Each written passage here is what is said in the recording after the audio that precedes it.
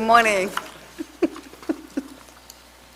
And welcome to the April 19th, 2022 regular meeting. At this time, we will be going into closed session.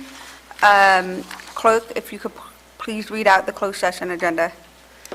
Item number 1, pursuant to Government Code Section 54956.9D2, conference with legal counsel regarding anticipated litigation, 2 cases, significant exposure to litigation. At this time, is there any public comment? There is no public comment. And seeing none in the room, we will now convene in the closed session, and we will be back here at 9. Thank you.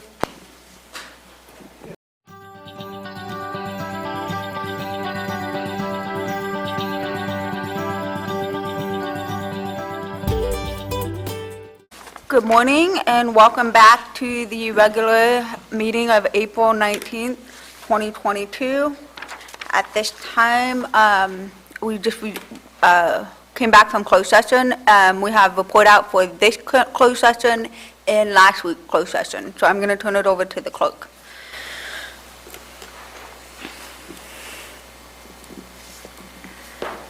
Madam Chair, I'm going to start with March 22nd, then move on to April 12th, and then today's closed session.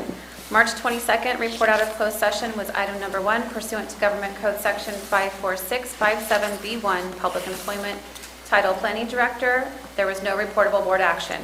Item number 2, pursuant to Government Code Section 54657B1, Public Employee Performance Evaluation, Title County Council. There was no reportable action taken. Item number 3, pursuant to Government Code Section 54657B1, Public Employee Performance Evaluation, Title County Administrative Officer, there was no reportable action taken. Report out for the board meeting on April 12th. Item number 1, pursuant to Government Code Section 54956.9D1, conference with legal counsel regarding existing litigation, County of Calaveras versus Discordia Ranches Limited Partnership et al., Calaveras County Superior Court case number 20CV45113. There was no reportable action taken. Item number 2, pursuant to Government Code Section 54956.9D2, conference with legal counsel regarding anticipated litigation, 1 case, significant exposure to litigation, no reportable action taken. Report out from today's meeting, pursuant to Government Code Section 54956.9D2, conference with legal counsel regarding anticipated litigation, 2 cases, significant exposure to litigation, there was no reportable action taken. Thank you. And with that, if we could please stand for the pledge.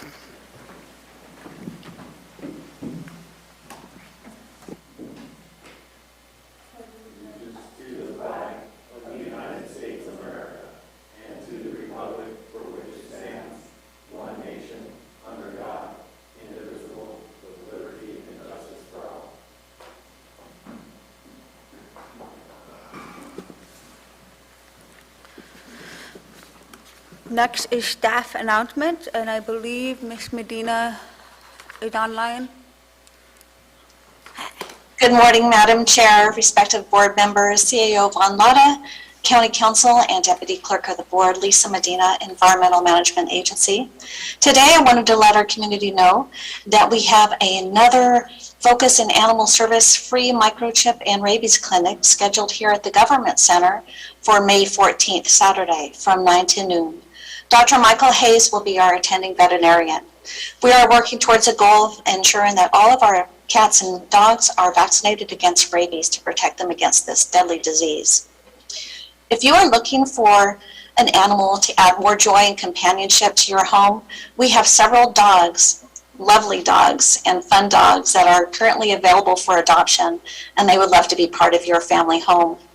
They include Topaz, Samson, Rojo, Roscoe, Bruno, Maya, Bambi, Coda, Mia, Molly, Hank, and Xander, who would love to go home with you. I am still working with our kitties on their clamor shot, so you should be seeing them hopefully by our next board meeting. Have a great day, everybody. Thank you. Thank you. Are there any other staff announcements? I do not see anybody else that wants to speak, no. Thank you. Next is general public comment. Any item of interest to the public that is within the subject matter jurisdiction of the board and is not posted on the consent or regular agendas may be addressed during the public comment period. California law prohibits the board from taking action on any matter which is not posted on the agenda unless it's determined to be an emergency by the Board of Supervisors. Is there any public comment? Is there any online? None online. Okay. Seeing none in the room and none online, we'll move on to consent agenda. We have multiple items for consent agenda, and is there any, at this time, we'll be pulling item 12 and withdrawing item number 17. Are there any other items that the board wishes to pull from consent? Any staff? Seeing none from staff, is there any public comment? Is there any online public comment? No online public comment. Okay. With that, is there a motion to approve consent agenda with 12 and 17 moved off? So moved, Madam Chair. Is there all in favor? Aye. So item 12 was pulled, I'm sorry, I just wanted to clarify, Madam Yeah. Chair. 17 was Withdrawn. staff withdrew from today's agenda. Okay, Correct. and then 12 is being pulled for discussion. Got it. correct. Oh, being pulled for discussion, I thought. Yeah, that was pulled, but these two withdrawn, sorry. yeah. So I believe there's more, who do we have online here? Believe that a couple of the questions that came up regarding Calaveras' share of this, as well as what exactly are we share in the money of this. That's one question, but I believe Lee is online, or Gabriel. Which one of you is that? Both? Yeah, well, good morning. We have Lee Kimball online, and I can provide any answers to the questions because Lee was actually part of the original team that put this item together. Now, she tells me that this has already been before the board in the past, and certain actions were taken. So what we would want to address this morning specifically is what are the questions or issues that you have. I was told by the CAO last night that one of the questions you may have is, why is our allocation higher than the allocations for other jurisdictions? So Lee Kimball has an answer to that, if that is the question you want to ask. But again, if you have any other questions, both of us are here. And I think Gina also should be somewhere around because she wrote the staff report for this item to answer any questions that you may have as well. Lee? Good morning. To answer the question in regards to the split between the 4 counties, the amount that is allocated to the counties, I don't know how the state determines how much is provided to each of the counties. When we started this project, Calaveras proposed it with Mariposa. Mariposa had staff expertise and availability to help put the project forward that we didn't have available at that time. They did not, their state allocation was not very big and ours was bigger. But I do want to make sure that you know that this isn't like buying 4 cars and we're giving 3 of them to the other counties. There's one product and in the end, which will be a workbook to help our citizens know how to put an ADU on their property so we can get more housing going. And Calaveras will get 100% of the value of this project. Calaveras would not be able to draw down these allocated funds unless we participated in a regional project. We started with Mariposa, and we were required to work with state consultants to develop the project. The state consultants brought Amador and Nevada on board. Tuolumne was invited, but they declined. Amador and Nevada already had projects in development, so they gave a portion of their funding to the project so that as a whole, all counties would benefit equally from having this product available to them. But everybody threw in what they could from those that were invited by the state. Mariposa and Calaveras threw in 100% of their allocation.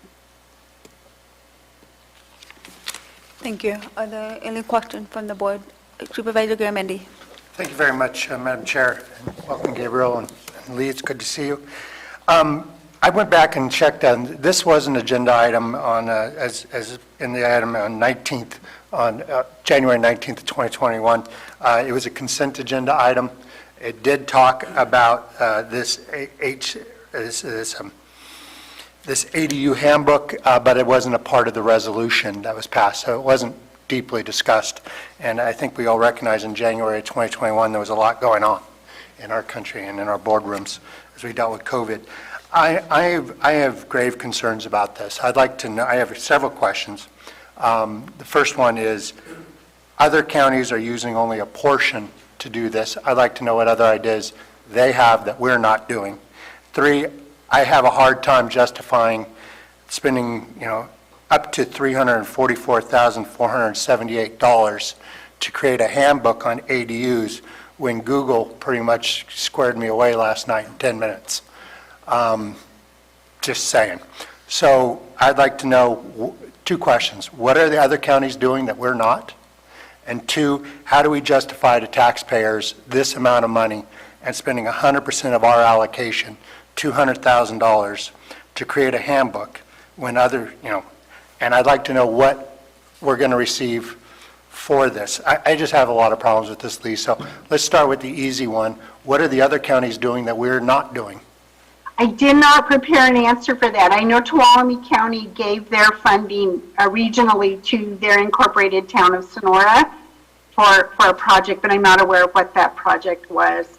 And I haven't done the research on what other counties are doing. I became very involved on developing it for Calaveras County specific as a rural project because Calaveras County has 75% of our residents are landowners. We have a lot of land. We have arena in our housing element that we need to meet, and we need innovative strategies that will help to get development going in all of the income brackets. This strategy has been proven that where workbooks are available to people who are not commonly developers, that the percentage of return for people actually going through and putting an ADU on their property has a much greater return than when there is no promotion done. And you can get to some workbooks that we will be replicating in urban areas, but there hasn't been one developed for rural areas.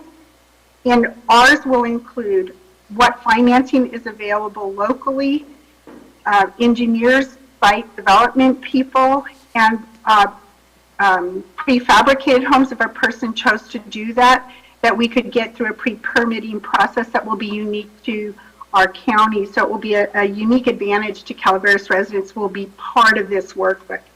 The workbooks that we are looking at developing are very, very user-friendly. They're intended to help people who maybe have never really done any construction to be able to move forward and answer the questions of processing and where you get support and financing and all the things to encourage it. And they have been shown to really exponentially improve the return. We don't have a lot of ADU permits going forward, and so we really want to dig into that potential, and that's the reason for proposing this one.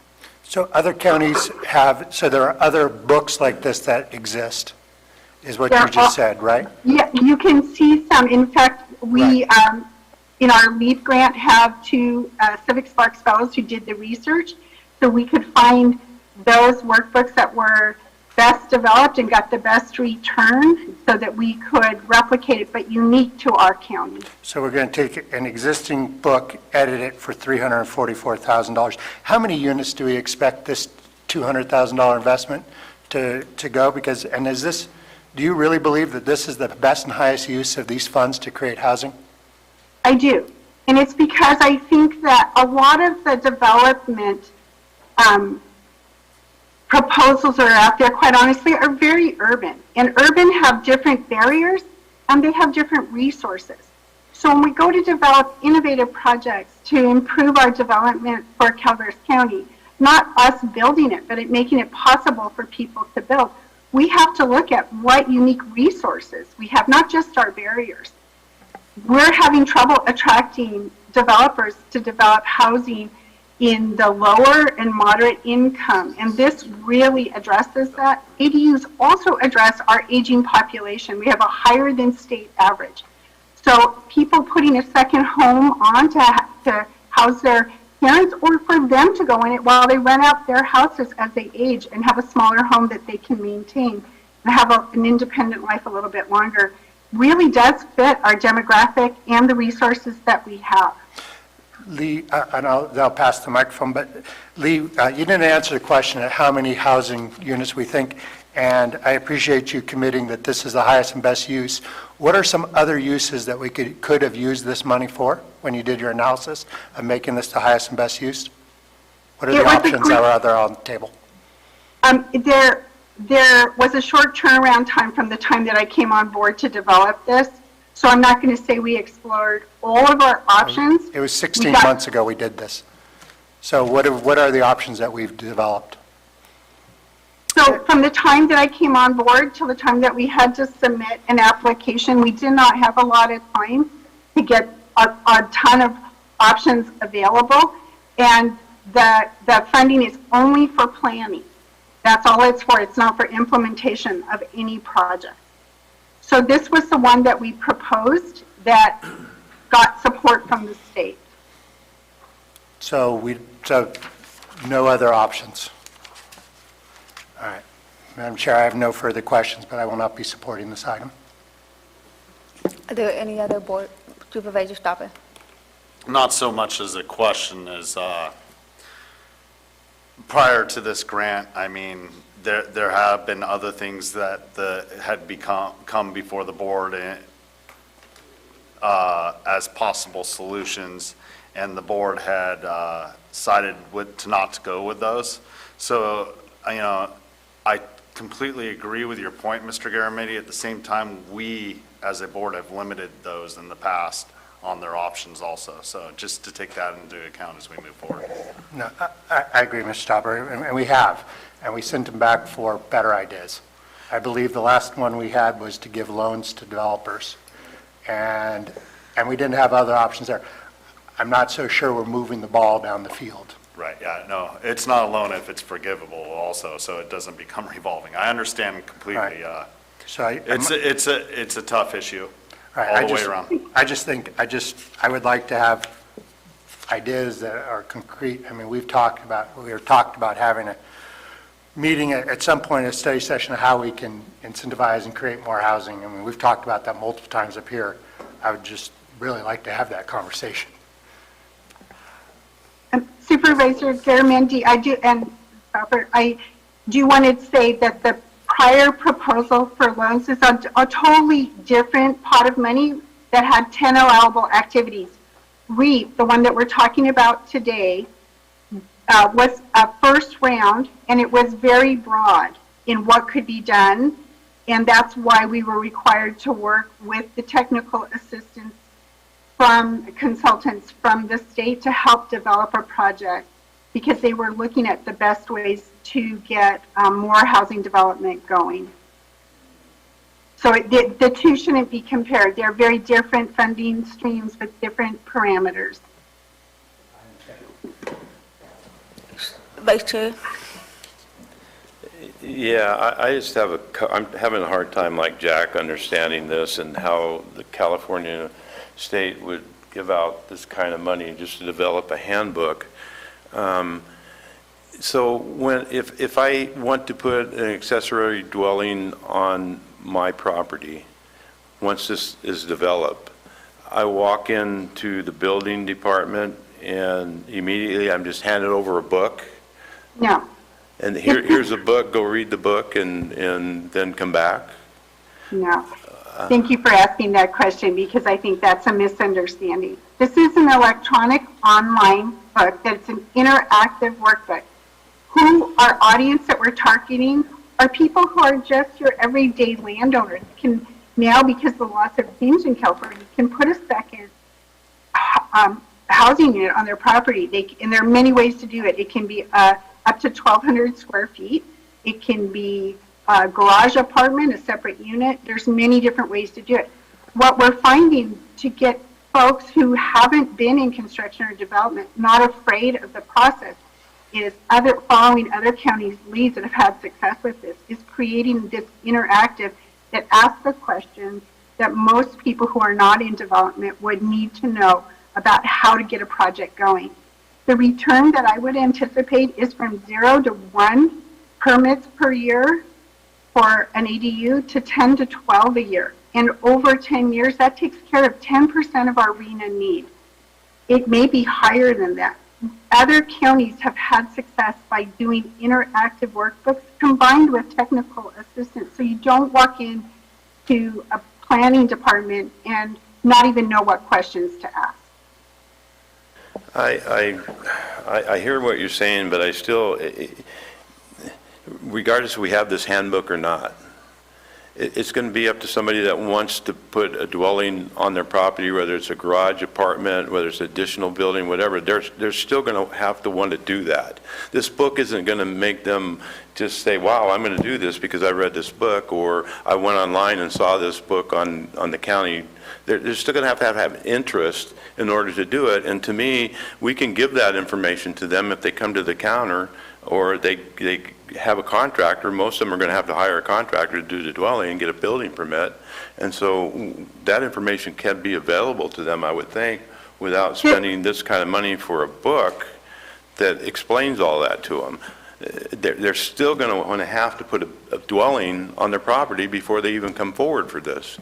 I don't see how this is going to entice them to do that. If they either have the money for it or they don't. Where's the marketing for it? So, thank you, though, Lee. Thank you. I Are there would any like other to say, Supervisor Tofinelli, that the studies don't agree with that. There have been studies done in communities that are using interactive workbooks where people are curious but don't know where to ask the questions. This gets them informed enough that they now can move forward.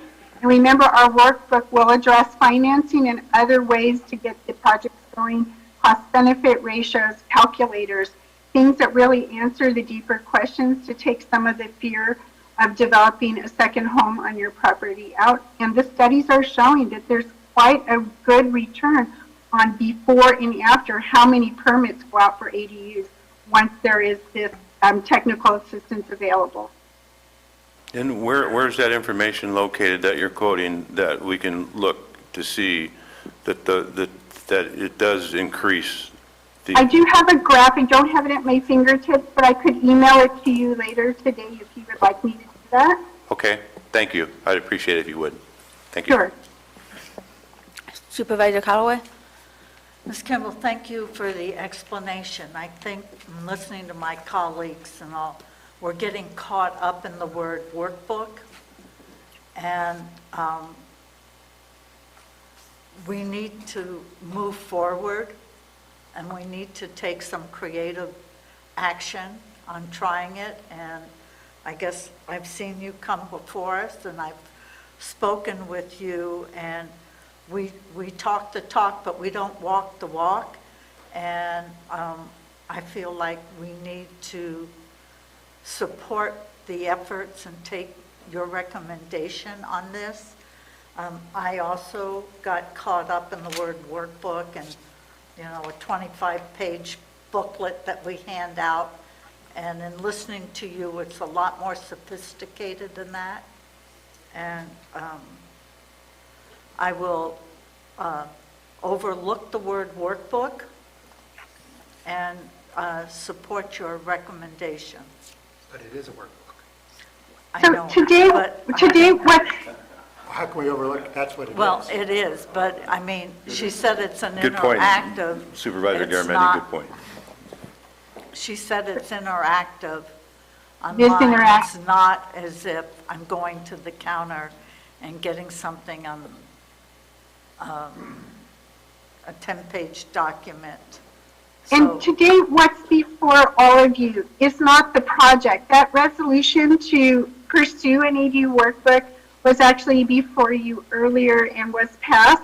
And the contract has been That's not signed true. on this date.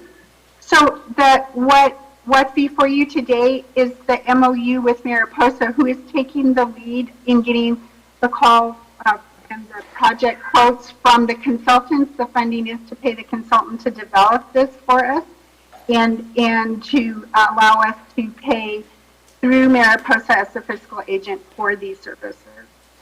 I just want to point out that the resolution on the 19th of January 2021 did not speak to the handbook. The agenda item did, so that's not exactly correct. It's partially correct.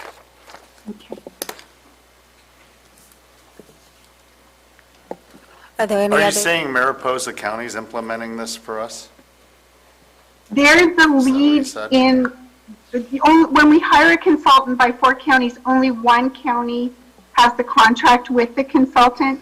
So Mariposa has agreed, they put out the request for projects to get the quotes, and they would be the fiscal agent paying, with all 4 counties contributing their portion towards that payment. And that's what this MOU is for.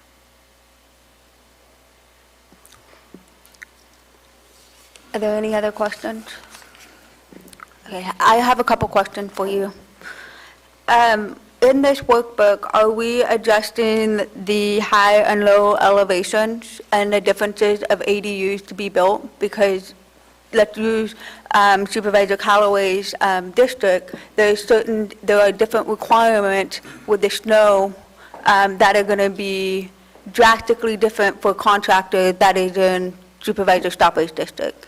Those are Absolutely. basic questions that no one really thinks about unless there's snow on the ground. The other question is how are we factoring utilities? Because we all want this, we want options, but we can't support this without the partnership of utility districts, and if they do not have the capacity to hold these ADUs on their systems, we're in another issue, which goes back to the question of Supervisor Garamendi's question of how do we really look at this robustly? I mean, are we tackling the issue that's going to really move us ahead in meeting the elements of housing? Because until the infrastructure is fixed, we can sit here all day long and support these, but we don't have a foundation to support that long-term goal. Absolutely hear you. Excellent points. So the utilities districts has a quarterly meeting and have volunteered to be part of the development of this project unique to our needs. While we're following ideas that have been created by Urban, we are making this specific to the exact questions you're talking about in our rural areas. The elevation, site development is different, septic systems and other things that urban areas aren't going to be addressing will be part of what's in there that will help take all of that complexity to a level that we can connect to local engineers, local vendors, local utility districts to participate in this. And the utility districts are already aware of this project and have asked to be part of it.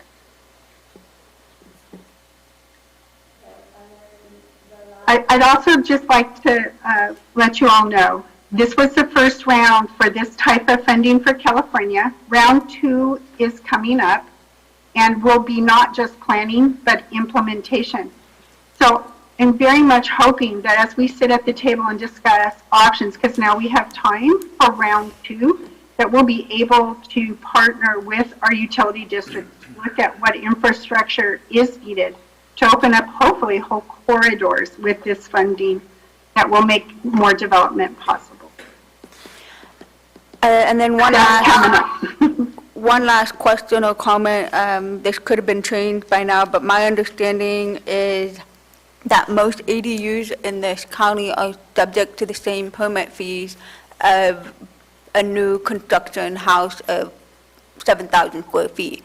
So are we addressing in this, the matrix to make this actually affordable? Because the square footage is different. And to my knowledge, we have not addressed that in this county. And That that's is not recently part- done. That is not part of this project. So any fee changes is a bigger conversation that is not part of this project. And that includes RIM, because road impact mitigation, other impact mitigations, is that going to be addressed in this workbook as well? Because those are I'm not some of the sure. foundation structural that unless this is going to work, we have not addressed internally at this. And so it's, even if we get this, we have no way to properly, affordably implement this workbook.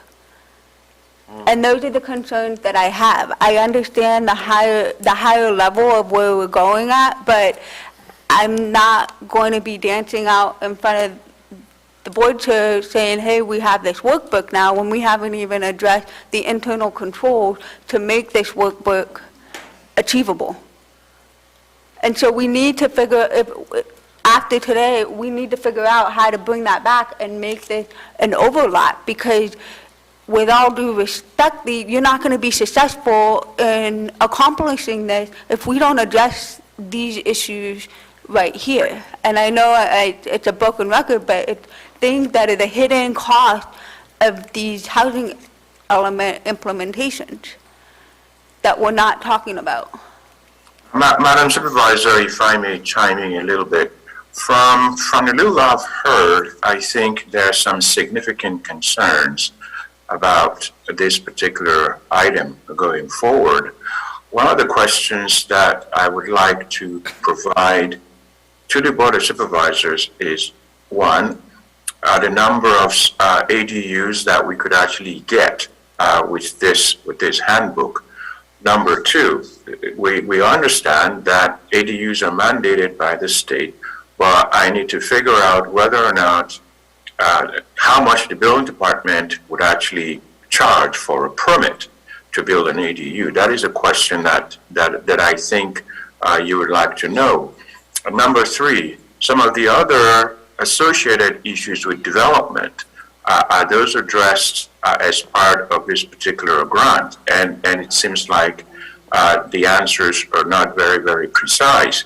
So with your indulgence, I think what we need to do is to backtrack a little bit and provide you with the precise information that you want, so that next time you see this item, you will feel more confident as to which direction really you want to go. And if it's one of those projects whereby, you know, the cons outweighs the pros, then I think we can address those, because I've heard from at least 4 of the supervisors, and it seems like there is a bit of reservation as to, one, the amount, which is being justified by the fact that this is what we asked for. We're putting in 100% of our allocation into this.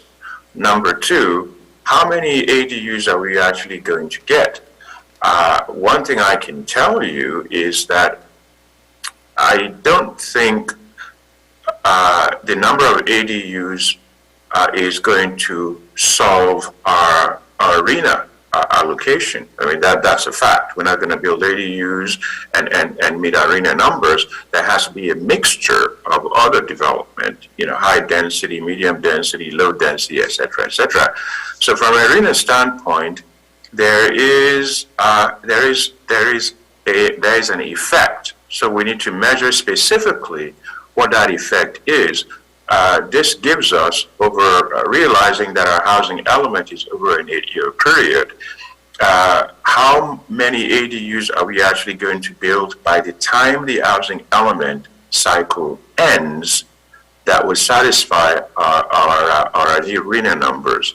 So these are some of the issues that I think we need to resolve unless that this information has already been provided somewhere in the past, and we need to go and revive them and bring them back and be able to provide you with a more robust presentation.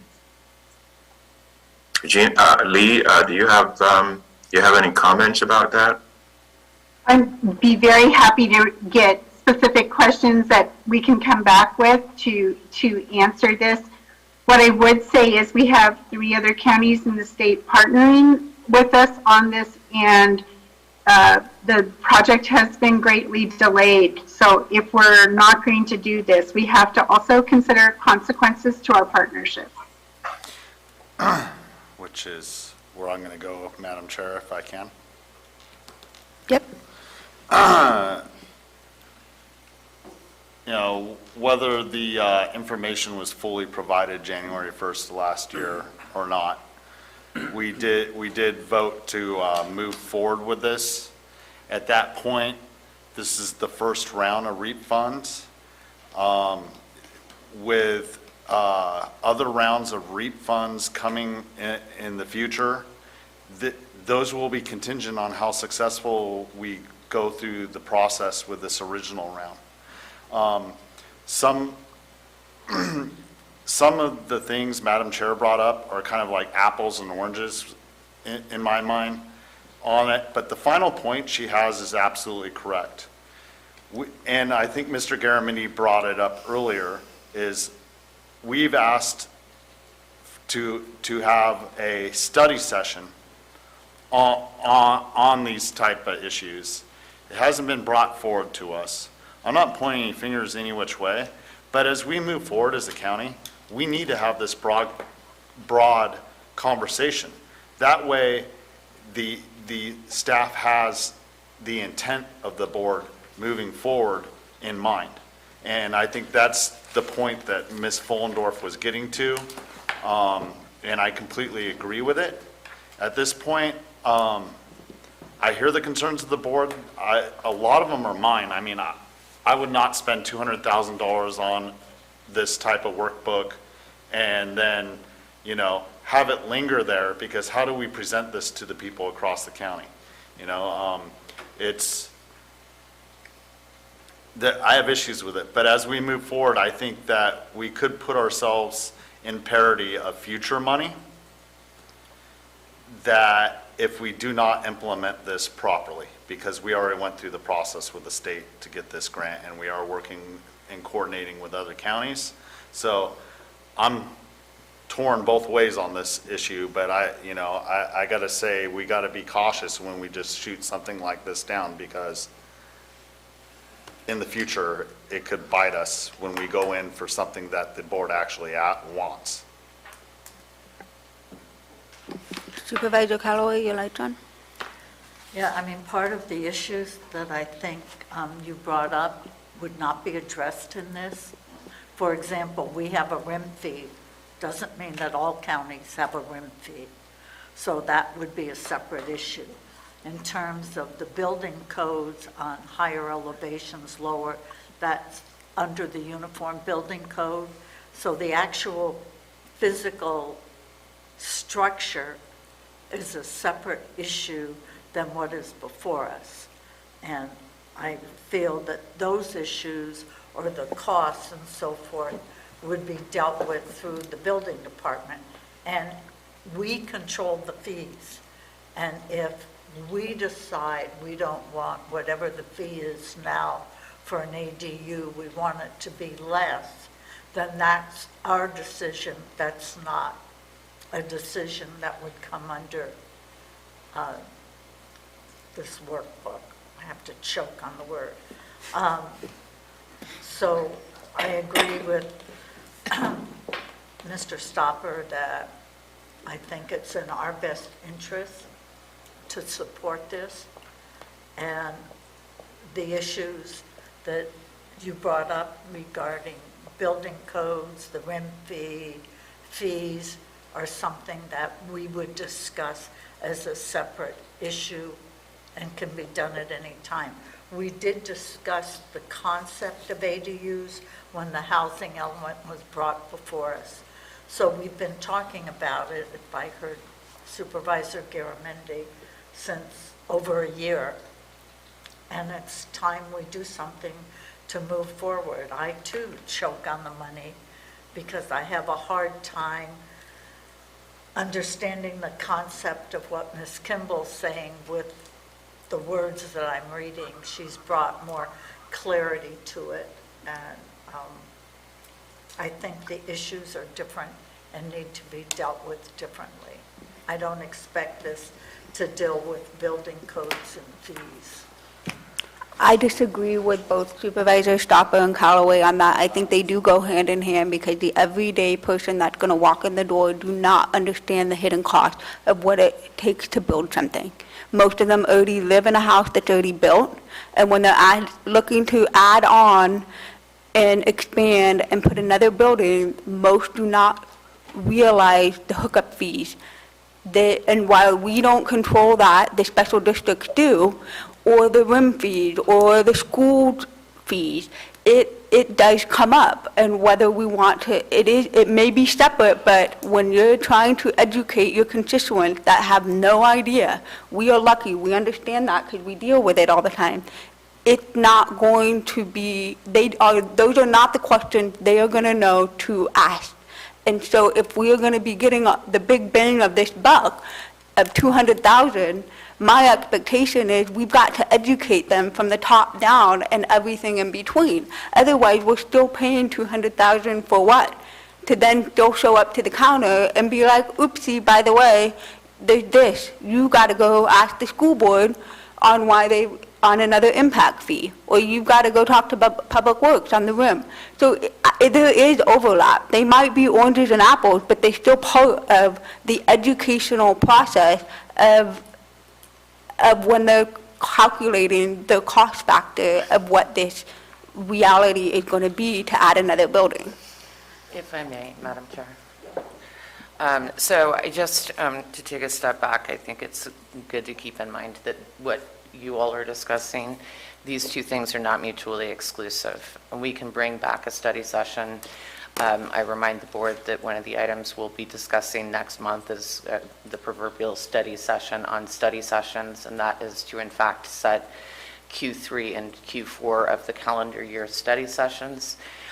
So pending your direction, we can certainly get a study session on the big picture of this and what the full fee structure, to use Chair Follendorf's expression, the hidden costs of development for ADUs on the one hand, and address your board's concerns in those respects, and still move this item forward such that the funding isn't lost and whatever future funding is available for actually implementation as opposed to preparation is still on the table for us as a county, and take a two-pronged attack toward getting to where I think I'm hearing where your board wants to be. Supervisor Garamendi? Thank you. And I'll stop beating on this horse here in a second. But a proverbial study session on study sessions, we had one of those in January, and we came up with a list. I'm pretty sure, I don't have the list in front of me. I'm willing to bet this was on the list. I actually beg to differ. Okay. Supervisor Garamendi, it's not. Well, I'd be curious what's on that list and how we're going through that. I want to point out that we're spending $200,000. That's the fully weighted cost of a chief building official. So if we have to do planning and we're talking about all these things, cost and everything, perhaps there were other options that we could have used on this. I want to point out that we're talking about, I hope we've got in this proposal to print the book, even though we're talking about, I'm guessing that we're talking about a print book, although it's a digital world. So we'd have to find a way to host it and post it. And finally, this is what I talked about before when we had housing issue. I want to see some creativity. What's traditionally worked is not working for our county. We need some good new ideas to figure out how to break this thing loose. And that's what I would like to expect from staff, is some good ideas, new ideas, things we haven't thought of. We have to change. We have a losing game. We have to change the game. That's all I got. I I'll take concur forward. with you, Mr. Garamendi. We have to be creative, and that's us. I mean, with staff working with us. And I've sat down and talked to our chief building official, Mr. Oliver, about this quite a bit recently, broadly about everything in the county, and how, just personally, my perspective, not necessarily the board's perspective as a whole. And, I think he has full intent. We have a new planning director, and that needs to be part of the conversation as we move forward, both of them along with Ms. Kimball. So I think that we didn't necessarily put that on our priorities for study sessions in January, but I think right now the board's asking for it to be a priority. That's what I'm hearing. It's my vote. I have a couple questions. Yes. Maria had a light on first. Ms. Kimball, is there a way we could use part of the 200 to finance the No, none of reconstruction? none of this funding in round one was for anything other than regional planning projects. So that makes sense when you're in an urban county with a lot of incorporated cities to do. It's a little tougher to do in rural counties that sometimes have no incorporated or one incorporated to figure out what that region would look like. So for the state, this was a very creative and innovative proposal, very rurally focused. The funding that's coming up in round two does allow implementation. We could, through this or through PLHA funds in the next round, ask to change to be able to help with fees or other ways to incentivize financing. And the fee schedule will be part of the book. This is the way these workbooks work is they're layered, so you kind of get the enticing, drawing the curiosity in, and then you work your way down into the harder questions that you wouldn't start off with. So people are fully informed on things they might not even know how to ask, on hidden costs and site development and things that would not necessarily be part of a homeowner's understanding. Okay, if we don't approve of this, what is the possible ramifications to us for phase two and so forth? Thank you. So my understanding is what's before you today is the memorandum of understanding so that we can pay for our portion of the project through Mariposa, reimburse them for the cost. If you are asking us to return the funds to California and not do this project at all, I would say besides that these monies that are allocated to Calaveras will be lost to other counties, we'll also not have done a good job as partners. We spent quite a bit of project developing this, not only with HCD, but with 3 other counties. And partnerships are important resource, especially in rural areas, to developing projects. So to me, that's a huge concern. Because right now, the project stands as having been approved and the contract has been signed with the state, but we haven't made the MOU or the Memorandum of Understanding with Mariposa so that they can go ahead and hire and pay the consultant to get the project going. Rachel? Yes, Lee, is there a time frame for this to be completed? Do we have, like... It's a 1 year, so we're hoping by fall to be done.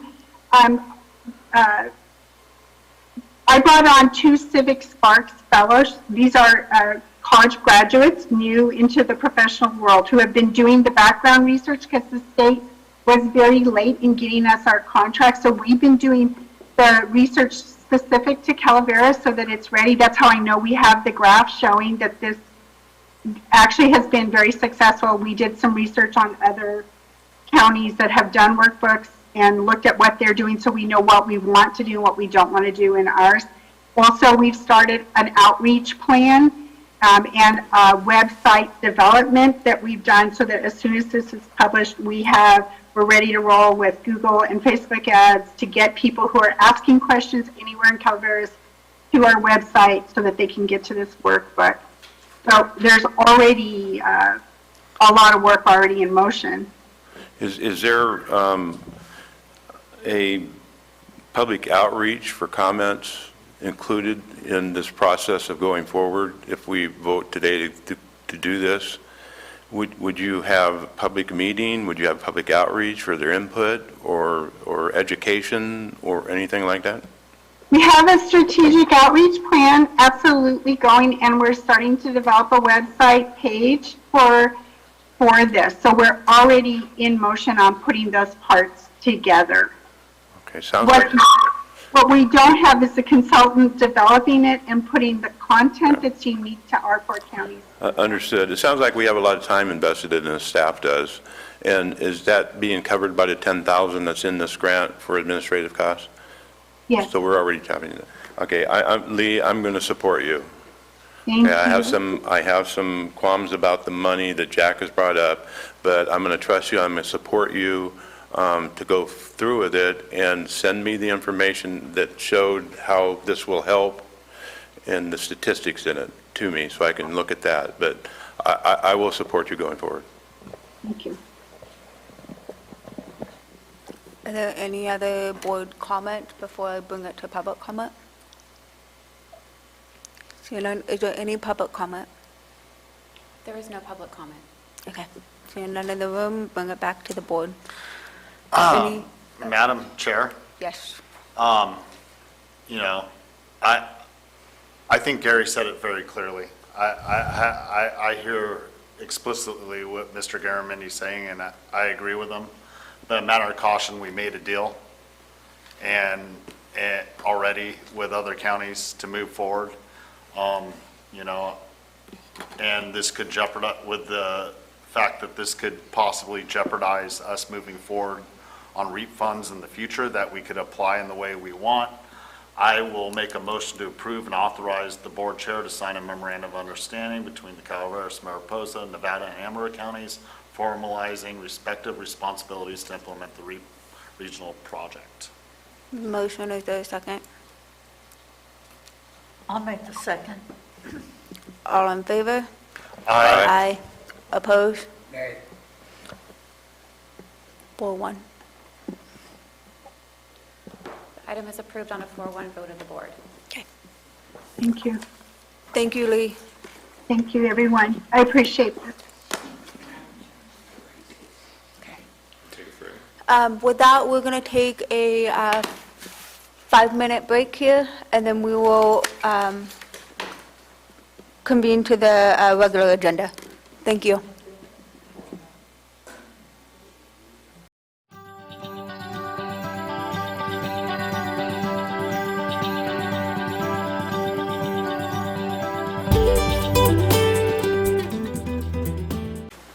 Welcome back. At this time, we'll go to regular agenda item number 19, as we have withdrawn item number 18. Clerk.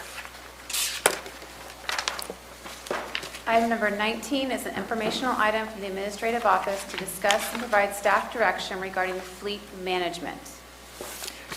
Madam Chair, members of the board, Krista Vonletta, Administrative Office.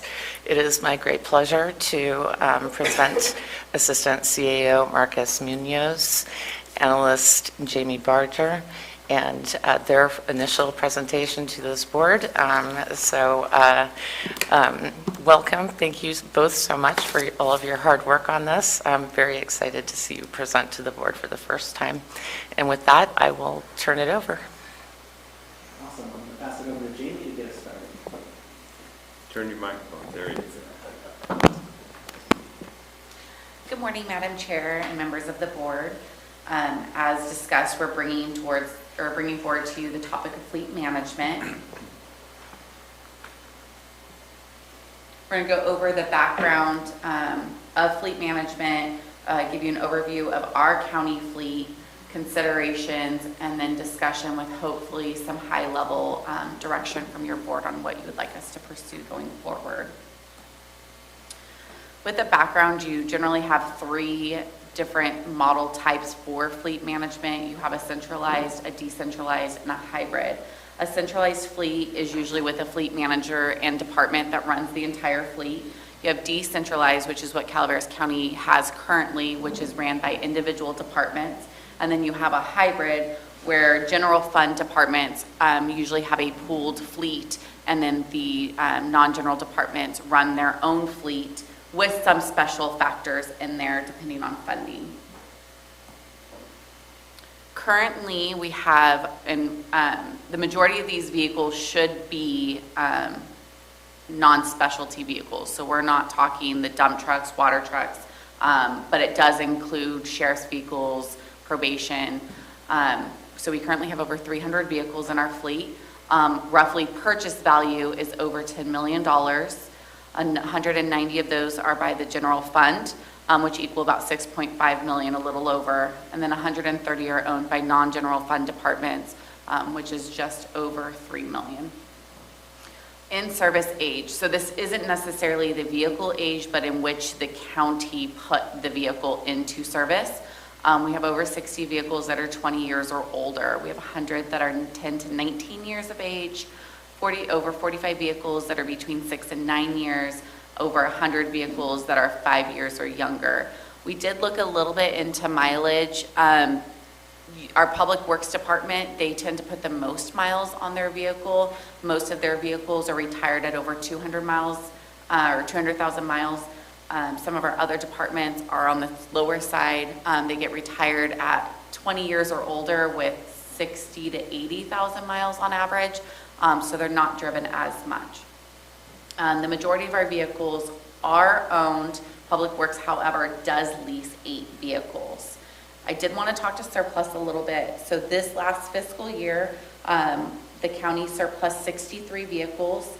20 of those were from general fund departments, which gave us back $31,614, which on average was about $1,500 per vehicle that we got back for the general fund. 43 of those were non-general fund departments. That was over $228,000 that was brought back, but some of those were larger item equipment, so it's not as comparable to the general fund surplus vehicles. Current issues. We currently have no defined fleet management policy and procedures, so there's no requirements with vehicle utilization and minimum use. There's no vehicle replacement guidelines. There's no repair expenditure limits, no vehicle acquisition limits, and no maintenance or repair schedule. There's too many vehicles in our fleet. There's several vehicles, I know you guys have seen them, that just sit out in our parking lots and don't get utilized. There could be a need or ability to share some of those vehicles that aren't being as utilized or transfer them to a department that has a need to utilize it even more. We also have a redundant of vehicles. There's some examples like the custodians use their cars after hours, so do they need their own vehicle or could they utilize a vehicle that's being utilized by a different department? There's other departments that occasionally need a vehicle, like admin, for example. We may drive a vehicle 3 to 4 times a year. Do we need our own vehicle or could it be shared with another department? Considerations, vehicle standardization. This could be done with looking at the optimal match of needs and resources and opportunities for consolidating and pooling of vehicles. This could be looked at through 2 ways, a fleet sizing evaluation and a fleet assessment to really find out what the county needs and what it would look like to accomplish that. A vehicle life cycle management process. This would increase vehicle use and improve efficiency. Looking at that minimum use, again, if you're having a car that's only being driven 2,000 miles a year, that's not the optimal use of that vehicle, and is the maintenance being done? And then vehicle replacement guidelines, looking at conditions, miles, age, and repair expenditure limits to make sure you're getting the fullest use out of the vehicle, life cycle out of the vehicle. We wanted to just talk briefly on lease versus own. There are some pros when it comes to leasing, that optimal match of needs and resources. That talks to you have a higher buying value when you're leasing multiple vehicles at one time. The chance of you getting that vehicle sooner is greater versus those one-off vehicles. And I know our sheriff's office has talked a lot about supply issues. So leasing would help reduce some of that. you do have a higher resale value. So in talking earlier that the general fund cars generally got about $1,500 in return, when you're reselling it at the end of the life, which was 6 years, I believe, you're getting $8,000 towards your next lease. So you're getting a way bigger bang for your buck, if you will. A reduction in maintenance costs because you're turning over cars more frequently. You're not putting as many repairs on them. You're not having to buy as many tires, especially if you've done the assessment and we don't have as many as we have now. You'll get more use out of vehicles. Efficient replacement schedules, so you won't have to wonder why departments are surplusing the vehicles that they're surplusing. And then definitely a decrease in vehicle clutter. Cons could be an initial upfront cost, depending on how many cars we would want to, if lease was an option, how many cars you would want to lease up front. You saw that you don't get necessarily a big resale value in what we have currently, so there would be some initial costs if we look towards that model. Future needs and recommendations. Electric vehicles and infrastructure. This is a huge topic in the state of California. As most know, by 2035, the state of California is mandating that all new vehicles are electric. With that, in an effort to implement and phase in electric charging stations, our office will work with our partner COG. COG is working to identify the county's charging stations infrastructure needs and also identify locations in which those would best be suited. So it's definitely an ongoing discussion and need. And then backtracking to that lease option, if you're looking at lease vehicles, that's another way that we can slowly start implementing some of these electric vehicles into our fleet through the lease option, so we can get there sooner than later. Another recommendation, again, is that needs assessment. What does our county really need for fleet? And what does that look like going forward, especially with the management and looking at that centralized, decentralized, and hybrid model? First and foremost, I definitely think a fleet management policy and procedures is really needed to look at that life cycle of vehicles. Why are vehicles being purchased? How frequently are they being purchased? How often are they being maintained? All of that. And then again, potentially looking at that pooled vehicle option. And at that point, we open it up. Was there anything you thought I missed? No, thank you, Jamie. We're open for questions. If you have any additional questions you'd like to ask about our fleet. Supervisor Garamendi? Actually, Supervisor Stopper has that on for me, Stopper. but Nice presentation, Jamie. Spoken well. I have a little experience with working with a lease fleet with another special district, and in that experience, like larger utility vehicles that tend to, you start putting boxes for the mechanics on certain vehicles for public works, or even the sheriff's department, where the situations they put themselves on, they're very hard on. So there's a high level of maintenance that if you own the vehicle, falls back on the whoever's maintaining it.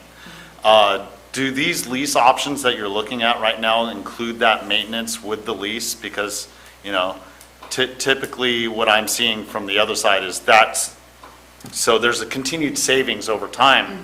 As another one of the benefits. Is that part of it? Yeah, so you could do both. So there are two options where you could do the maintenance through them and they identify a shop that the vehicles are able to go to. They are willing to work because they know we're in a rural county. So if there's a shop that's not on their preferred vendor list, that shop can work with them to get on that preferred vendor list. But yes, that maintenance can definitely be included in that package. Yeah, because like with the mechanics, for public works, for example, F-550s, you put those boxes on, they got those lift cranes on them for heavy equipment that they're working on and everything else.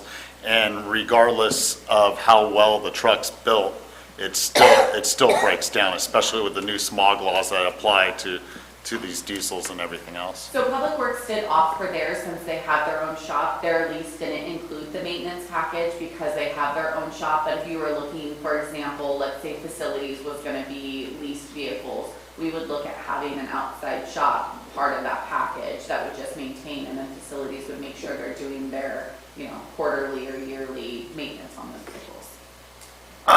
So that's where the question comes in. So, with Public Works offering their mechanics in their shop to be the shop of choice, at that point, is the leasing company paying them to fix the leased vehicles because they aren't owned by us? No, so they just didn't get the maintenance. And Mark Kinsley could probably talk better to it to make sure I'm saying this right. From my understanding is they just opted out of that maintenance package. So they are paying, so it's not included in their lease, but they are paying for maintenance. So it's just separate on that.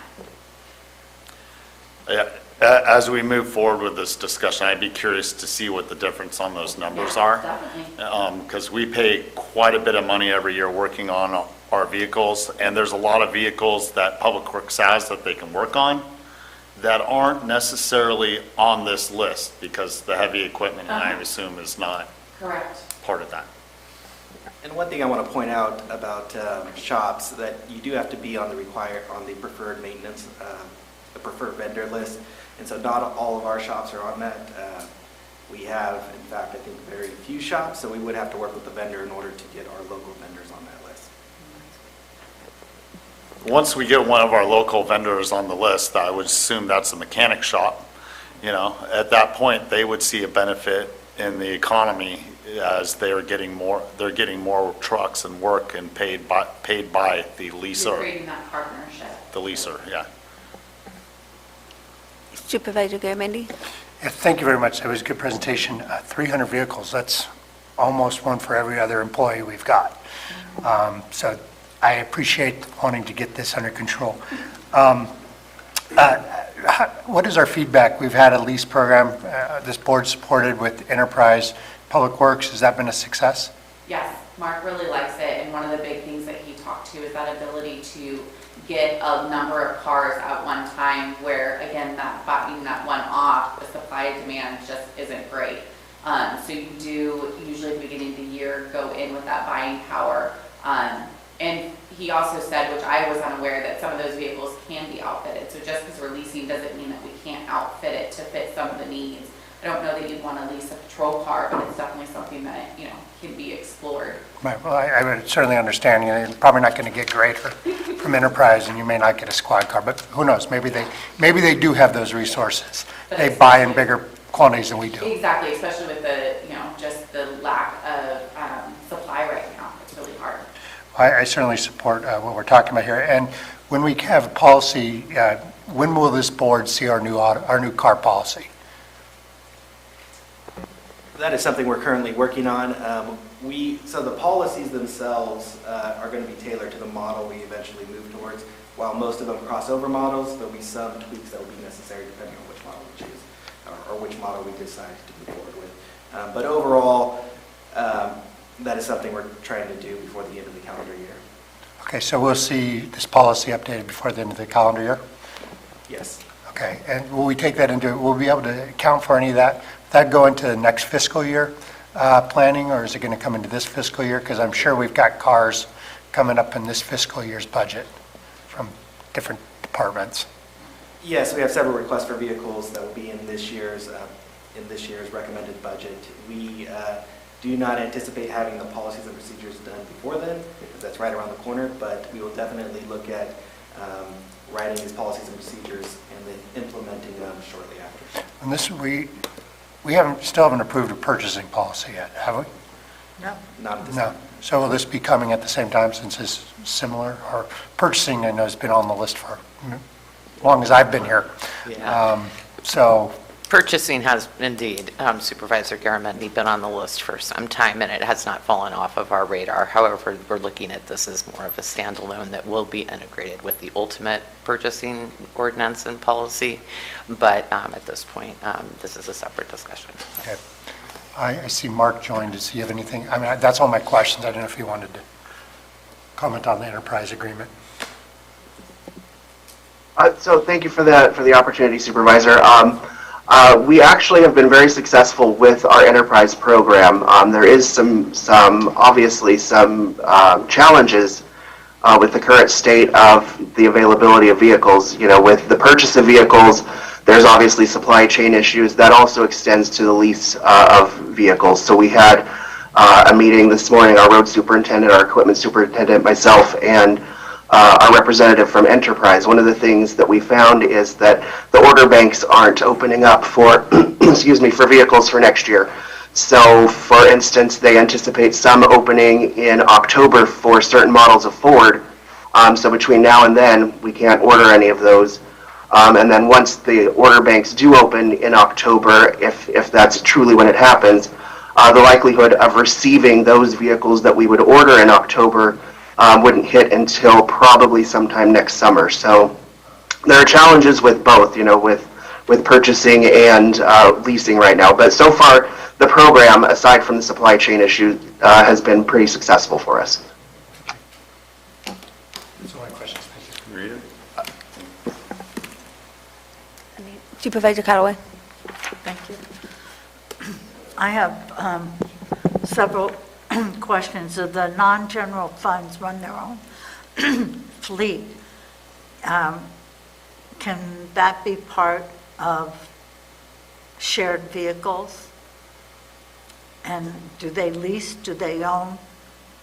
Right, so when it comes to purchasing vehicles, typically the non-general fund uses grant funding or funding that has certain restrictions on it.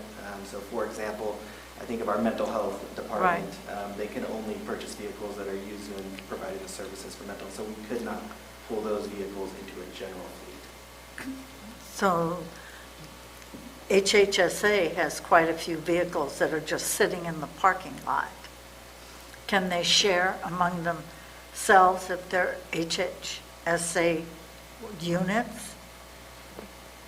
Yes, and currently, so HHSA themselves has roughly 59 vehicles total, and that includes their social services, mental health, public health departments, and they do utilize the vehicles within the department. So for example, social services has roughly 25 to 30 of those vehicles. They use them within that department, and they share amongst those folks.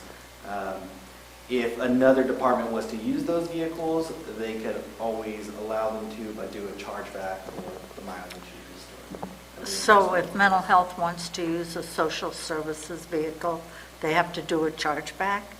They could, but mental health does have their own fleet as well, and they utilize those vehicles. Okay, so here we have a department that has a lot more vehicles than what they utilize, and other either non-general fund or general fund departments cannot use those vehicles, correct?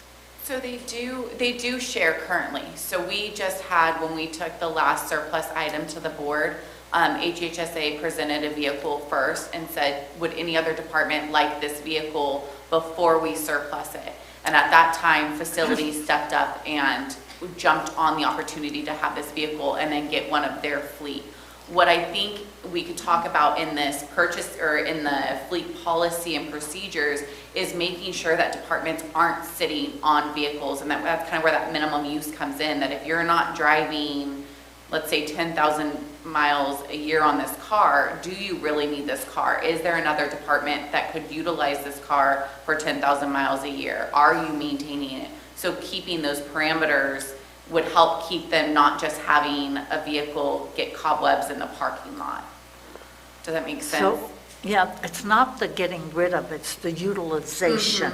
So part of the policy that Marcus and I were looking at is we would want that minimum utilization. We don't want cars that are just being driven 1,000 miles a year. It seems like that's not needed. There's probably another vehicle that's being driven 3,000 miles a year. So then combine that, you only need that one vehicle. And that's part of that needs assessment. We really need to find out, okay, how many vehicles does HHSA really need? How many vehicles are being driven every single day? How many are being driven a couple times a week? And then how often are very often whatsoever. Now there might be a specialty vehicle that might have to be an exception, like you were talking about the special van with the lift.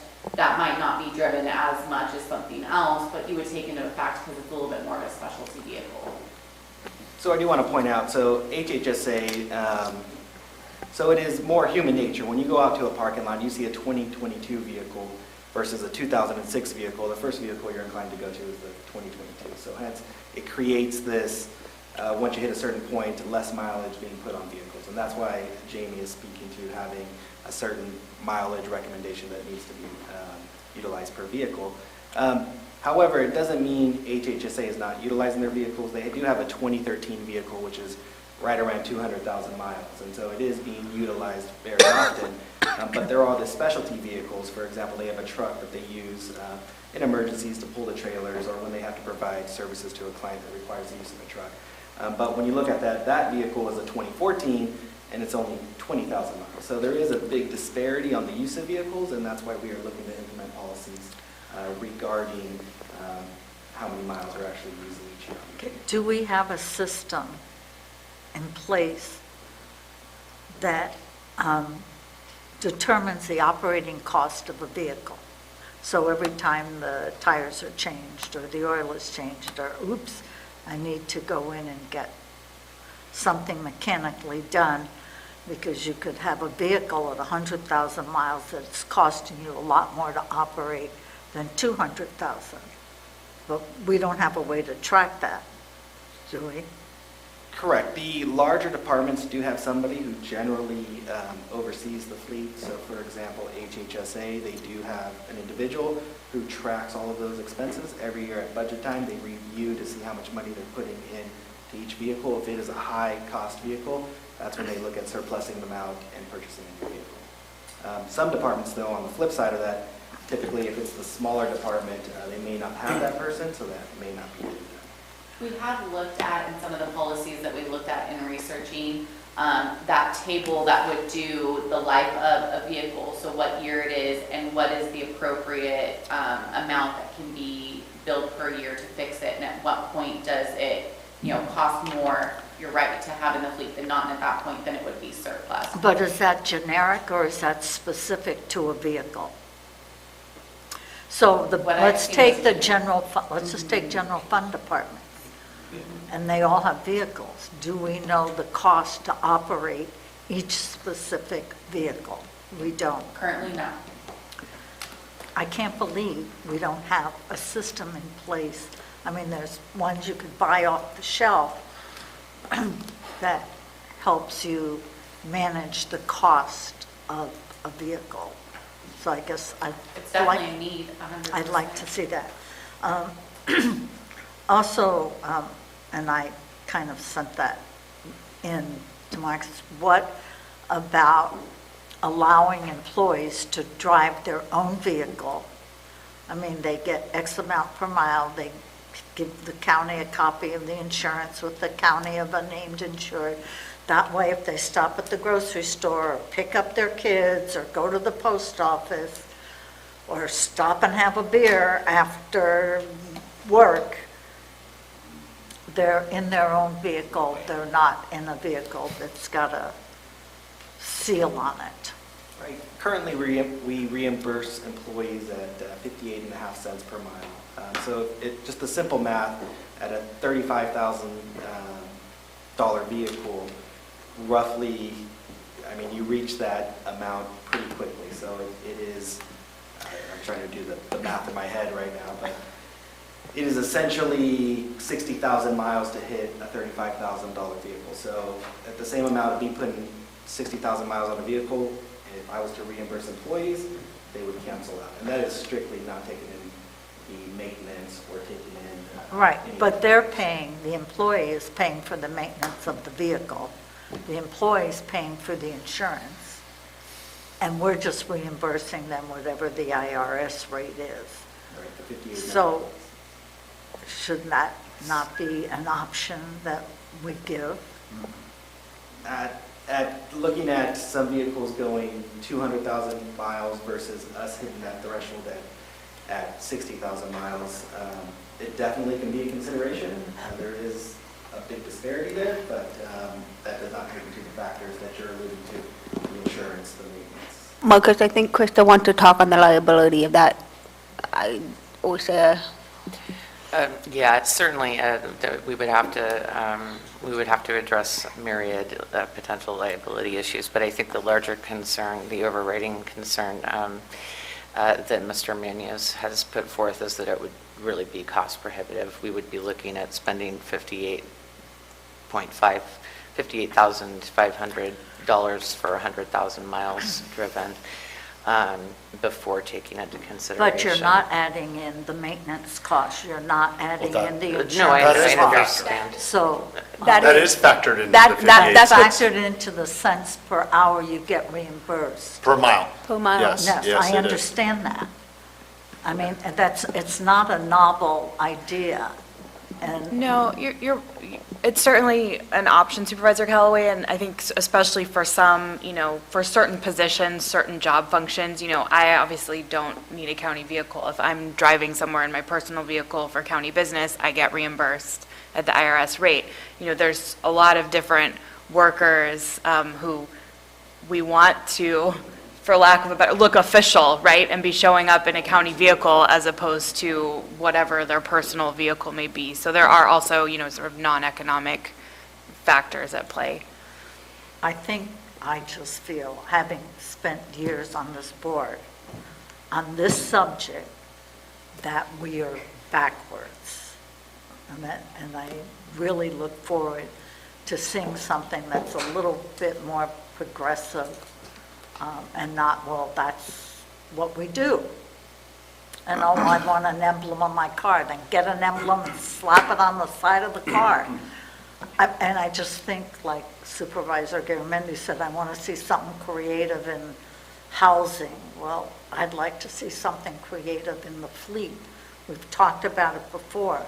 Can the building department and planning department share vehicles? If admin needs a vehicle, can they get a vehicle from the building department or planning department or environmental health without owning vehicles? We don't seem to have a mechanism to share the resources. Very expensive, as you pointed out. And I really like the idea of trying to go to electric vehicles where possible, and charging stations for the public as well while we're in the process. Thank you. Supervisor Stopper? I have two questions for Mark. With the leasing option, I was talking to a company not long ago, and they're having trouble acquiring other vehicles. And something in the conversation we went forward with is, if you're only buying a couple, like 5 vehicles at a time, you're going to have a longer wait time than somebody that acquires 400 or 500 vehicles at a time. They get put forward on the list if they're buying more vehicles. So with a lease option, you have more opportunity to move forward on some of the vehicles possibly, as opposed to going in ourselves and getting 5 at a time. Is that correct? We would, yes, but unfortunately, with Enterprise, who we have our fleet management leasing through, they're at the mercy of the manufacturer. So when those order banks do open up, the quantity that they would be ordering for multiple customers, would be elevated, but still they're still at the mercy of the manufacturers. Yeah, they would be elevated a little bit before us, though, if that were the case. So there, and there when would we- be a better opportunity to get it, even though they're providing not just to us, multiple other entities. Yeah, so the manufacturers really look at the entity, Enterprise as a whole, and all of their customer base. So if there's, us and Sacramento County and San Francisco putting in orders at the same time, that provides higher volume and kind of gives us a little bit of a leg up in that area. My other question is, the second part of my question is, with them holding back, we have new emission laws when it comes to diesels coming down as the county we have to abide by 2024. This leaves a lot of companies up in the air right now because they aren't able to replace those vehicles because they aren't being sold to people. Do we have that issue with our fleet right now? Yeah, so specifically with our leased vehicles, they're all gas powered.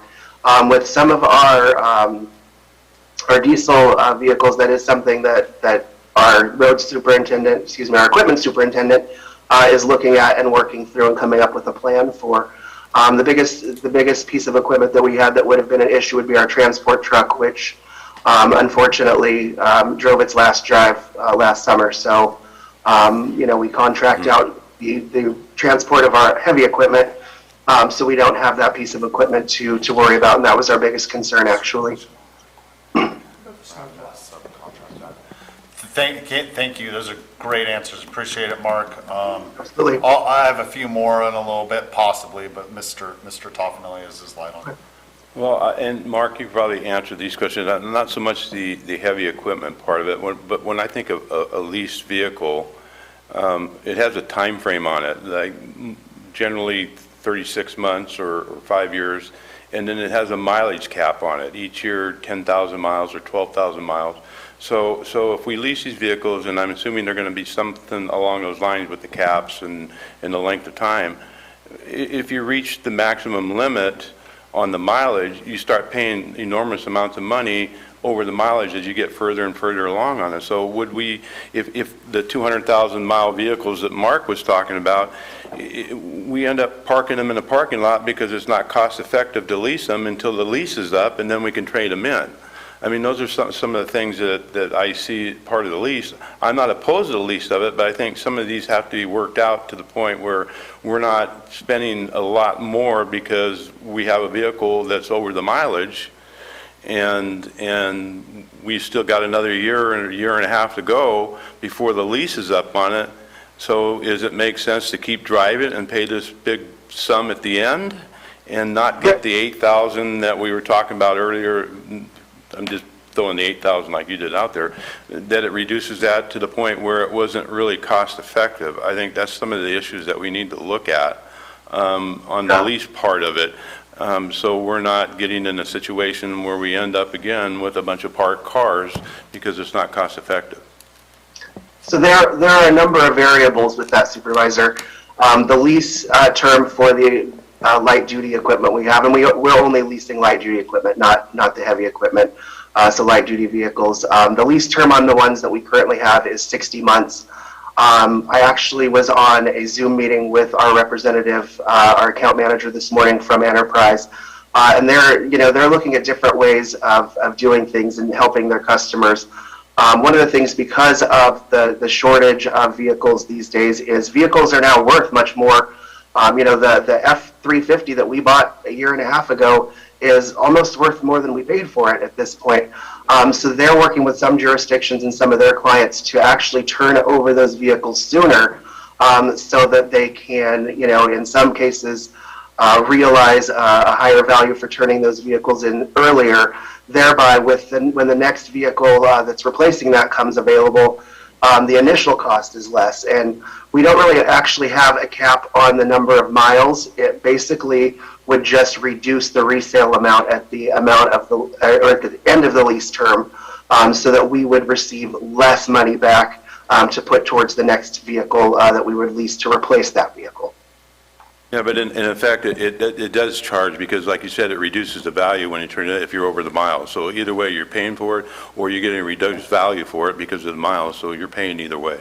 And just a thought to throw out there that we need to remind, if we go in this way, that some of the things that we need to look at that could be redundant as far as. Yeah, you're right. It does look at the overall value. It doesn't look at the mileage cap. So the overall value at the end of the lease term would be what would be the determining factor. Thank you, Mark. Supervisor Stopper? Yeah, very good points, Mr. Toffanelli. I've been talking to the positive ends of a lease. I haven't been riding the other side so much of it. But as we move forward, my thought behind this whole process is, one, is that we would move more towards a hybrid version and accessing the availability to the best dollar that we can is what I would maybe recommend at the end of this discussion. Are there any other questions? Okay. I have a bunch of questions on electric. Okay, so as we phase into the electric mandate that we're going to be forced to do, knowing that the supply and demand is going to be complicated. But we have a bigger issue for campus is the infrastructure to support the electrical vehicles and with the off-site. So is there a phasing program with what's currently here on campus versus the infrastructure we're going to have to put at least facilities that the county utilizes? And or are we also looking at partnerships? We just recently had this conversation at CTA about the concerns of putting the infrastructure on a lease facility rather than the own, especially with a short-term lease. And are those factors being considered as we go in and maybe partnering with our partners like the CTA to, because the buses, for example, the buses do come here. And, is that another option, not just for the buses, but as Supervisor Callaway said, for the public? And what does that look like? Because I don't see it happening all at once. And, we're going to focus here or where the majority of the cars are, which is HSS, over at another campus, and is that cost benefit to the county if we don't own the, and then backup supply. I mean, it just goes on and on. So how are we going to, I know we want to go high, we want to go electric, but there's a lot more cost that we're going to have to invest other than just a lease vehicle for that. Very much so, and I think that there's a lot that would need to come down from the state first before we jump too far into it, to really find out what they're doing, what they're providing.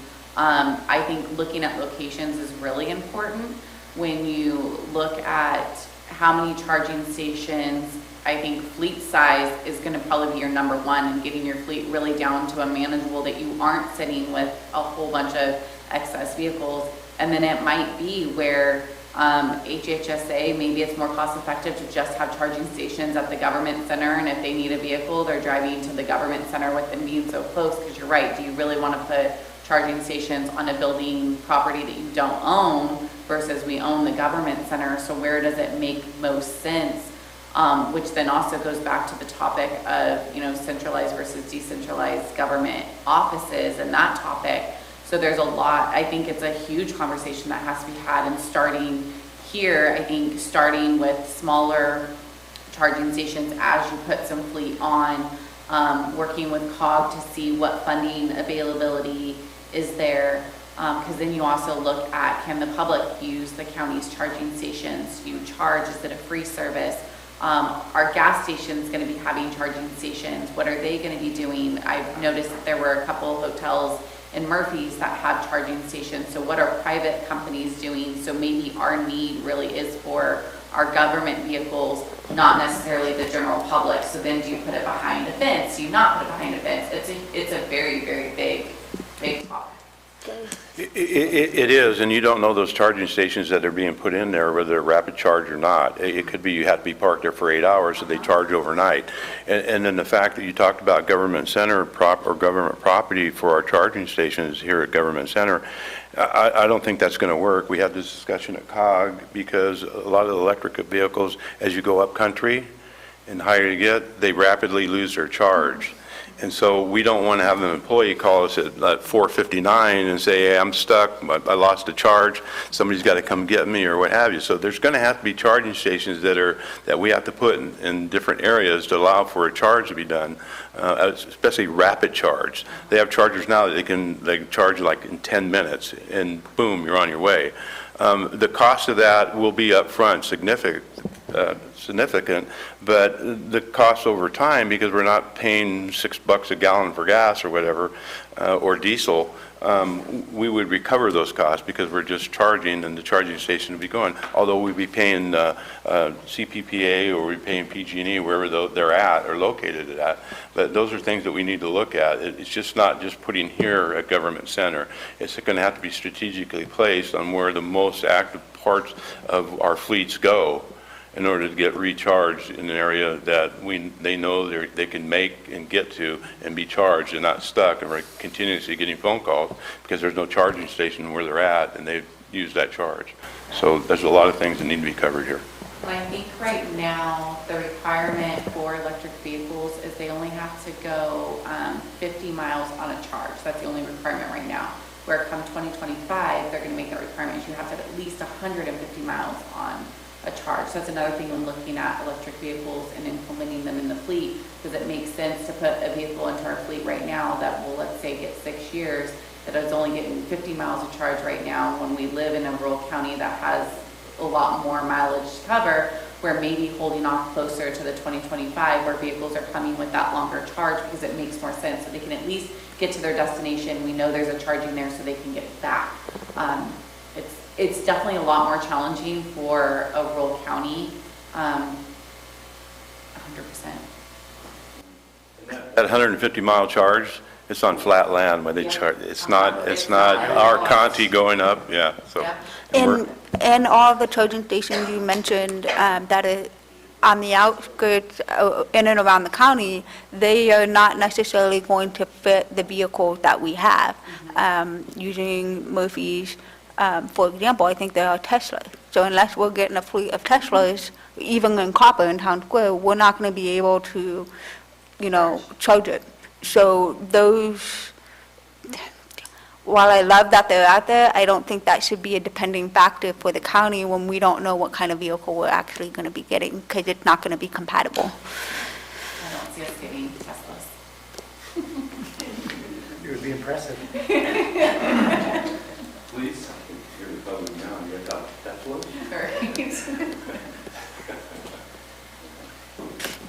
Supervisor Callaway. Is that the reality? I mean, the rule might be 50 miles or 100, but that's not the reality of the vehicles that are being sold. The majority right now, yes. Now, I believe it's mainly the Tesla is the only one that's above and beyond that, and the charging times.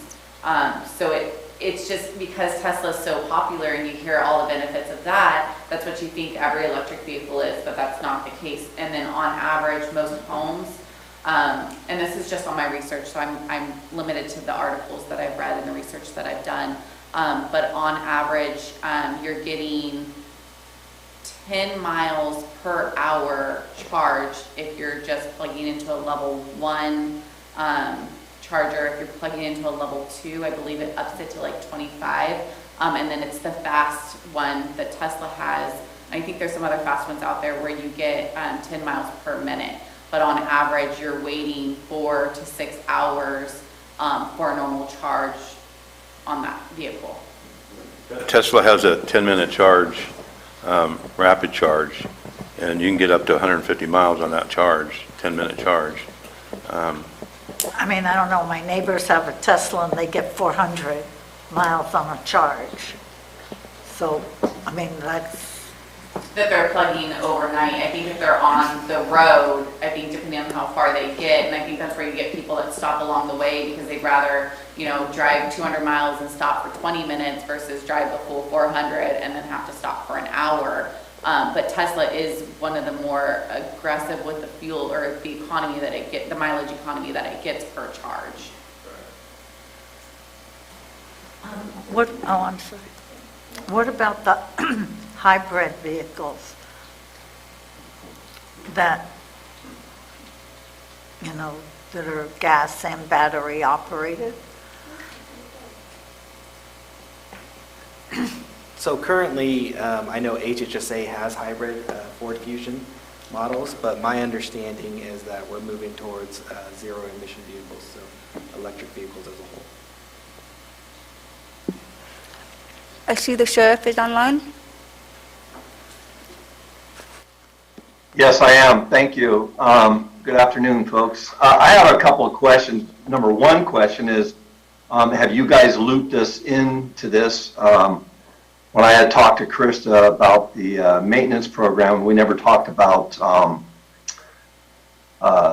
leasing any vehicles. And I don't know if Kathy Gomes remembers, but Rebecca Callan back in the day, we have leased vehicles, and it was not a good money issue for the county. It was not cost effective at all for what we do.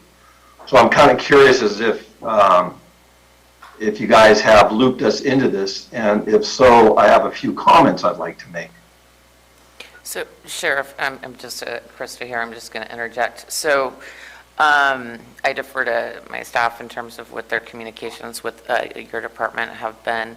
However, in terms of your Sheriff's Department vehicles specifically, what has been primarily contemplated would be leaving those out of the initial leasing program and instead addressing those issues in the policies and procedures that would apply more or less to countywide vehicles. That said, I hope I haven't misspoken here. I do want to defer to the team. That is correct. What Krista stated is correct. Our thought is not to include the sheriff's vehicles at this point. Of course, if the direction of the board is different, we'll definitely run with that direction. We did reach out in terms of looking at the number of vehicles the sheriff's office does have, but we did not have any communication directly with your staff. Okay, I appreciate that. The other thing I want to just bring to the board's attention, I know we're talking electric vehicles. I know Ford makes an all-electric vehicle now. The problem is, and Gary hit it very correctly, when you start driving the way we drive, as hard as we drive, and with the hills, you're not going to get 400 miles like they say they do, number one. I've talked to a few departments that are using some electric vehicles, and they're quite a bit less than what is advertised for the general public. And number two, I certainly don't want to have a shooting or something going on and saying, yeah, time out, bad guys, I got to stop and charge my vehicle and run back to the sheriff's office to get another vehicle. So this isn't something that we're addressing with the governor's office, State Sheriff's Association, because this is going to be a huge concern come 2035 or 2034, whenever his gasoline banned vehicle program comes into play, if that actually happens. It's for rural counties, it's a huge issue that we cannot run a gas vehicle.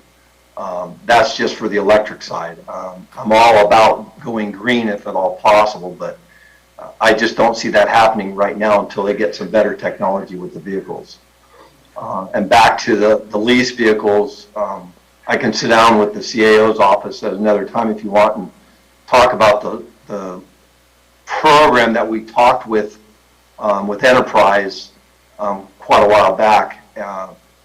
And it's not feasible, but thank you for leaving us out of it at this point. And then I know we don't have vehicles really to share, because the vehicles that we have that are grant vehicles are specific to patrol and some other areas. So I just, again, my concern was whether we were involved in this because I hadn't been talked to. So thank you for your time. And any questions if you guys have. Understood, Sheriff. Thank you. Can the Bearcat be an electric vehicle? No. Oh, it is electric. I didn't tell you that. Supervisor Stopper? I recently looked at the Fords also, Rick, and it's, you're absolutely right. Highway miles for 300 miles are completely different than the amount of energy it takes to drive up and down the hill, especially if you're carrying cargo, towing a trailer, or anything else. So it's not even functional for me quite yet, although we would all like to go greener sooner, no pun intended on any other issues. But, and from what I'm hearing right now, and them saying to Sheriff that the intention right now is to let them continue without going to lease, is I kind of hearing that you're already suggesting a hybrid. Or, it would have to be a It's hybrid. definitely worth researching, and I think that's really where that needs assessment comes into, to really, again, just see how many vehicles we have just sitting, what really are the miles. As Marco spoke to, I did email all counties with fleet to just get a generic overview of their fleet, but it was really just a high dive just to kind of get our feet wet. I think there's a more in-depth analysis that could be done. And yeah, on our research, Marcos and I both really kind of liked that hybrid model and felt that it would lessen the fleet management or the fleet footprint, and thought it could be managed kind of status quo right now with no additional staff needed to create kind of a pooled, from a generic, just looking right now, start into it. So we would be looking at changing every department into a pooled vehicle and having to manage. We talked about the grant funding, the different non-general, the special needs, the sheriff's is definitely special needs. We would even have to talk with like probation, because we kind of considered them special needs. It doesn't mean every general fund, but from a high look, administration, facilities, building, planning, all of them, you really could probably look at a hybrid model. Thank you, good answers, I appreciate it. I see Corey's been patiently raising her hand. Good morning, Madam Chair, members of the board. Corey Allen, Health and Human Services Agency Director. This is the first I'm hearing of the exciting opportunities that you're looking at, but I do also notice a lot of reference to the vehicles here at the Health and Human Services Agency campuses. I simply want to just put out to the public that there are over 200 employees that utilize that significant fleet, and the type of work being done cannot be accounted for in a daily anticipation of what we're going to use on a vehicle. Wendy Alt's team at any moment can be called to manage a critical need of a person in crisis. Our Child Welfare Services team would need a vehicle at a moment's notice to respond to child abuse. And I can go on and on between our veterans team and their response to the community, the public health team in response to certain emergencies that come up. So I do anticipate that with Marcos's experience in Health and Human Services, he's also analyzed that. And of course, as mentioned before, grant funding and so forth. So, but thank you for bringing this out to the public. I'm just glad to be hearing this information. Thank you, Corey. Supervisor Garamendi. I would just wanted to comment to share. I support the hybrid model too. I don't think we really want the sheriff driving around in a smart car, trading in his F-150 for that. Although it would be a sight to watch him figure out how to fold himself into that small vehicle. I'd like to see him drive a smart car. Are there any other board questions or comments? You guys did a really great job with the presentation today. I think you're on the right path from what you've heard from most of us. And I look forward to seeing what you guys have to bring back. With that, I am going to allow for public comment. I don't believe we've done that yet. No? There is no public comment. Okay, thank you. I think this was informational only, and direction, I think you've got your, are there any clarifications you guys need? I don't think so. I think by the end of the year, we'll bring policy and procedures forward, kind of looking at that hybrid model and see what we can come up with. Okay, thank you. Thank you.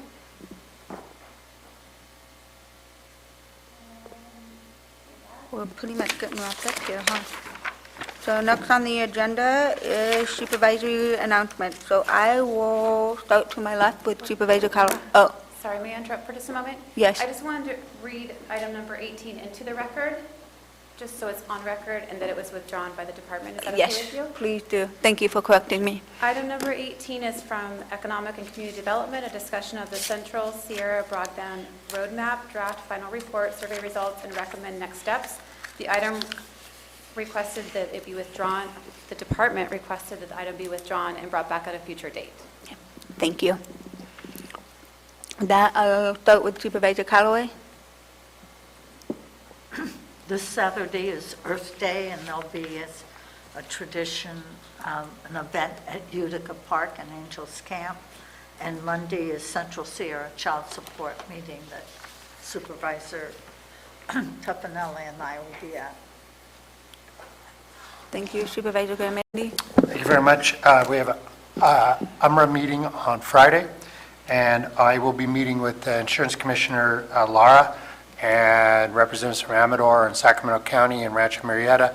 It's a follow-up to the meetings that he had here, I guess, 18, 24 months ago. actually right before COVID, about home insurance, and I'll report back if there's any good news from that meeting. Thank you. Vice Chair Toffenau. I have nothing to report right now. Supervisor Stopper. Another remindal of the 22nd Annual Kids Fishing Clinic, Saturday, May 7th, 2022, from 9 a.m. to 1 p.m. It says grades 1st through 8th, but if your kid's 4 and not going to school, I'm all right with them showing up. Please bring them. It'll be on the South Algiers Road at the, behind the Murphy's Park at the park, or behind the Murphy's Hotel at the park. So please, everyone show up, and if you supervisors want to volunteer your time and help some kids out having a good day, please show up. It's a good time. Will there be food available, Supervisor Stopper? I'll be slinging hot dogs, brother. There you go.